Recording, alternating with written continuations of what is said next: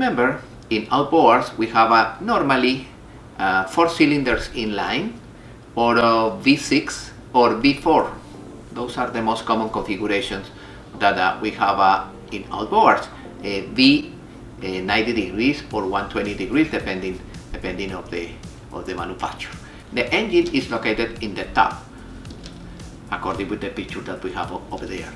And the middle section is an area dedicated only to the administration of raw water and gases. And the lower unit is basically the transmission, or the gearbox, or the gear case. We have power head, middle section, and lower unit.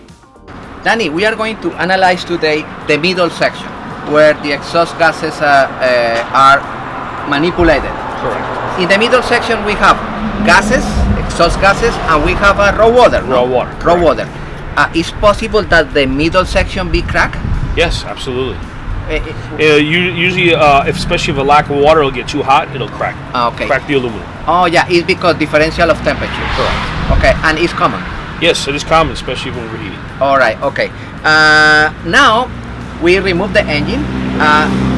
What about the ports here on the bottom of the? Okay, so these are actually machine ports, but you have actually where the exhaust comes in, and you have the water that comes in. So in the lower unit, the water pushes up, comes through here, circulates through the block, and then comes out through the exhaust. And then you have dump offs on the exhaust adapter that actually is from the side of the block. Only to refresh for our students, this is the seal of the crankshaft. It's the lower main seal. This is the seal that produces a lot of headaches. Because what happens is this leaks, then all the oil leaks out of the crankcase, and then the oil is mixed with the gases and that. Absolutely. All right. Okay. This is a very common problem. Okay.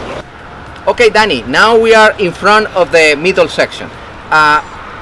Exhaust gases for one port, for one bank, and the other bank. Correct. Okay, and this is the raw water. Raw water. The raw water. And what about this? Now you have different hoses that are dump offs that when the water goes into the block, it circulates. And then you have water that goes to what this is called a poppet valve or a blowout valve. Poppet. This is the famous poppet valve. Poppet valve, or they call it a blowout valve. Either one. And the idea of this is when the pressure exceeds a certain amount, this actually redirects the water flow to the exhaust or in the block. Oh, in other words, it's possible that the raw water return into the block. Yes. Danny, what is the symptom when this valve is clogged? Okay, so this actually has two different problems. If this is leaking at low speed, the engine is going to run too cold, causing an enriching problem, fouling out plugs. Can you repeat, please? So when this is leaking at low RPMs, you're going to have problems that'll run too cold. The engine will run too cold, causing too much of a richness. You'll see black smoke. Black smoke. Danny, that's the poppet valve. That's the poppet valve. Okay, right. And that's the return.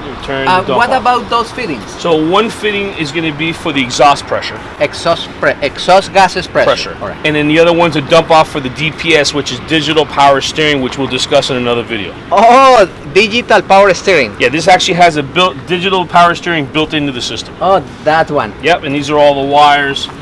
This one we're just hooking up now. Yeah, we are going to explain in another episode that system. Correct. Perfect. Okay, this is for the power steering. Power steering dump off for the water because it cools the system down, and this is the exhaust pressure. Exhaust pressure. Okay.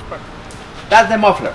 This is the output of the muffler. This is the muffler. You disassemble the muffler, Danny. Oh.